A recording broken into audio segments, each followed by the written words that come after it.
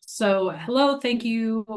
We know it's a gorgeous day outside after all the rain that we've gotten the past couple of weeks, and a lot of you are probably out getting ready to get your planting and everything underway.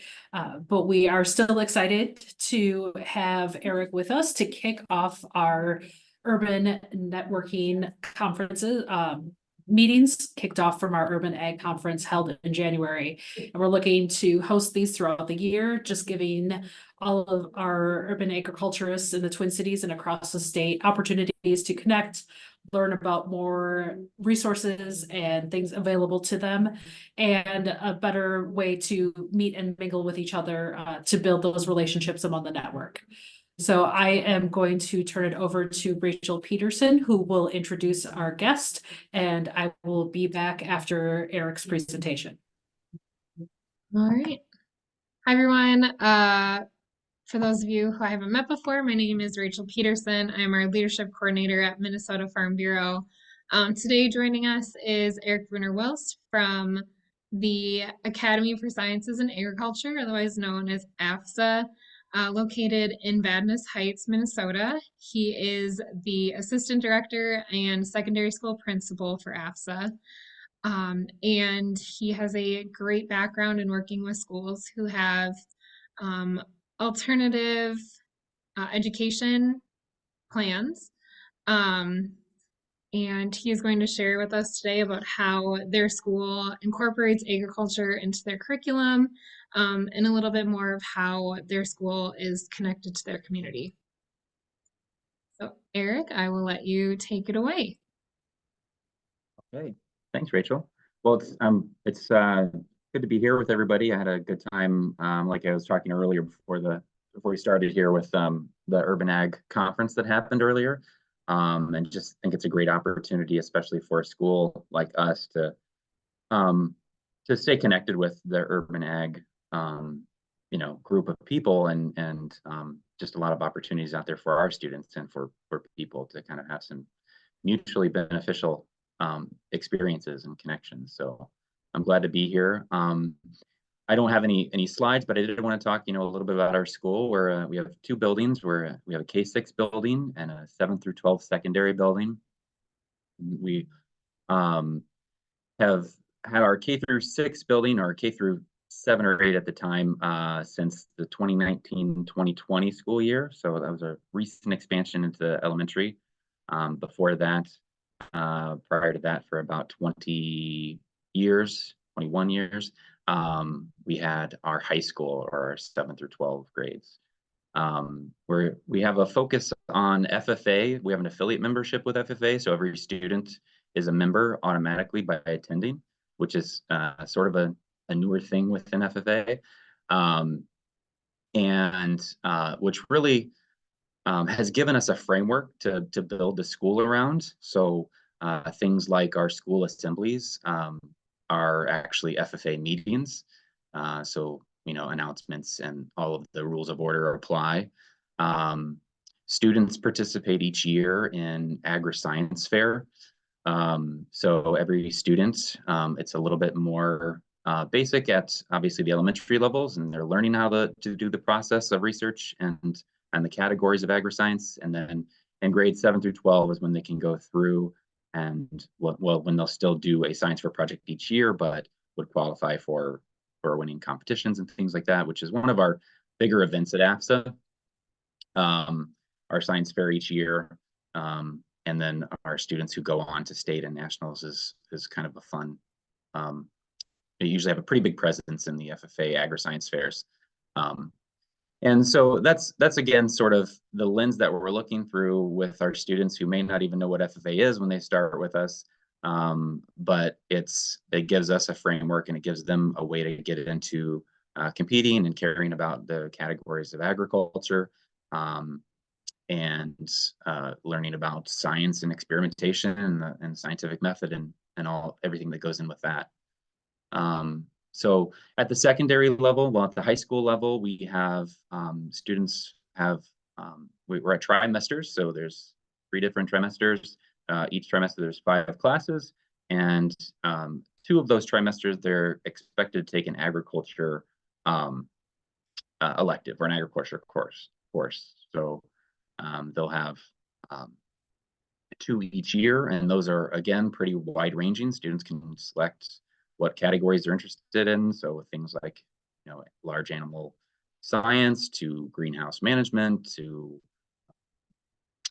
veterinary science, welding, construction, everything that would fall under any of those plant, animal science, engineering, environmental science, and food science, food processing science.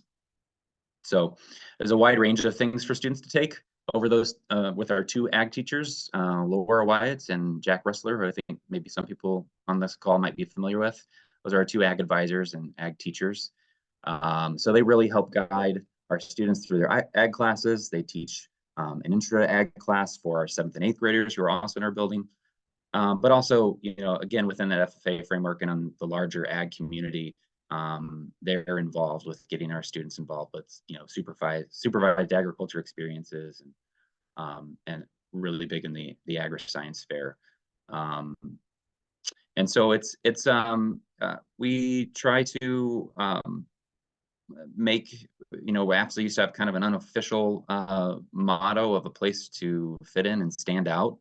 We have kind of a unique student population that are usually here for a little while, and they come from a wide range of backgrounds, but then suddenly they're interested in DNR, fish and wildlife, or they're interested in farming or plant science or marketing within agriculture businesses. So it's kind of an interesting it's interesting seeing so many students come in and find their niche within our curriculum. I think you had mentioned we do have a greenhouse, so we've got a greenhouse at the high school, and we use that for a number of things. Like one, again, a big thing is students do some experiments in there for their science fair projects. So they might have things growing with different types of nutrients, and maybe doing some experiments with their aquaponics system. And so there's that. There is a lot of work that goes in the greenhouse during right around this time of year for our plant sale. So right around May 10th, we have a big plant sale. That's one of our larger fundraisers that funds all of our agriculture events. And that's a big part of what's growing right now. We've had students this year growing lettuce in there for our cafeteria, so for our salad bar, which was kind of a fun experience.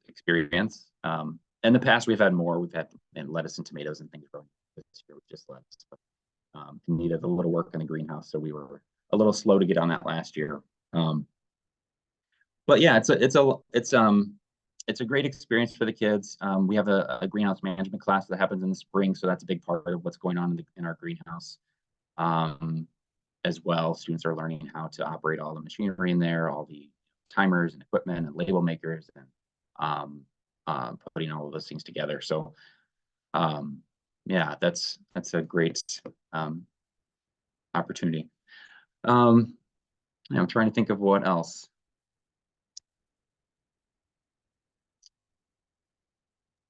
Can you talk about if there are any opportunities for urban agriculturists to engage with your students, or opportunities to bring them onto their sites, onto their farms, to get them hands-on opportunities? Thank you. Yes. That's the other thing I was going to talk about was we have 2 farm and community service days. I appreciate you bringing that up. So those, in addition to other times when we have our ag classes going out to a lot of community farms and urban farms, we have 2 days in particular where the entire day students are off at local farms. This past year, we went to a blueberry farm and a Christmas tree farm, as well as a lot of other small kind of family-owned or urban farms. And so that's one thing, that could be helpful with the urban ag community, finding additional places for students to make connections and work with during those community service days. We're always looking for partners and ways to stay connected to our community. We were talking earlier with well, Dennis was mentioning the Potato Hug. That's one of our really large events too. It's our annual event where students have things that they make as part of CDEs and FFA. You know, they could be making their own hot sauce that they've been doing for years, or pickles, or they make jewelry, or they're growing things at their house. And all of the kids have an opportunity to have a table at the school. And, you know, we often have, you know, 50 to 60 kids with tables that are selling the things that they've been making for the past year. And the community is usually a big part of that too. So we have a large kind of network of people that are that have been going for years and always want to come by and say hi and see what the kids are making. Yeah, I think I don't know if anybody has any questions. I'm trying to think of what else might be helpful for you. Are there any opportunities to get involved in the classroom? If someone were to come in and share about what they do, anything like that with some of the elective classes? Yeah, absolutely. I know, again, our ag teachers are always looking for people that are active in the community to come in and be guest speakers. We've had a number of guest speakers from you know, the U of M or from Land O'Lakes or from different companies, but also we'd love to have people that are kind of engaged in the more community and smaller networks. So that would be wonderful if anybody was open to that, talking about how they do urban ag or how they stay connected. And maybe just out of curiosity, your student body, are they coming from agricultural backgrounds, or is it more from urban settings or from the area that the school is in? And they're learning a lot of their hands-on education with agriculture at school. Yeah, there was a time when most of the students were coming from maybe some sort of agriculture background or more rural areas. And now our radius is pretty wide. We draw from about 20 different school districts. And so the majority come from the suburbs around us, Roseville, White Bear Lake, and kind of the local areas. But we have a very large percentage of students that are coming from the St. Paul metro area. And so, yeah, most of our students are coming with very little, if any, experience in agriculture or in natural resources or environmental science. And so a lot of that's very new to our students. And you know, part of what going forward we want to keep doing is expanding into ways that are really relevant to the communities that the kids are living in, that are coming to us. I'm just curious if you have any data on your alumni then, and how many may or may not go into ag or environmental science related careers, or if you know that or not. No, that's a great question, Pam. I don't know that off the top of my head, but we usually have a fair amount of students, you know, just anecdotally talking to the students that have come up to us, alumni that at some of our community events during the summer. A lot of them are working in, you know, forestry or are doing some sort of like welding or even some engineering or programming. And all of that kind of falls in line with again, those kind of categories of ag classes that they're taking. Yeah, so there's a fair amount of students, and students are typically staying and coming to us because of our approach is much more experiential and hands-on, and so they're taking classes where they're actually creating things and making things in our ag classes, and so that just gets them kind of excited and interested in work that they may not have considered in the past, and all of that goes in with, you know, the speakers that come in and the trips that they take and the, you know, the projects that they're working on are all really, yeah. So we have a fair amount. I couldn't tell you exactly how many, but that I've spoken with that return and come to our events that are in those fields.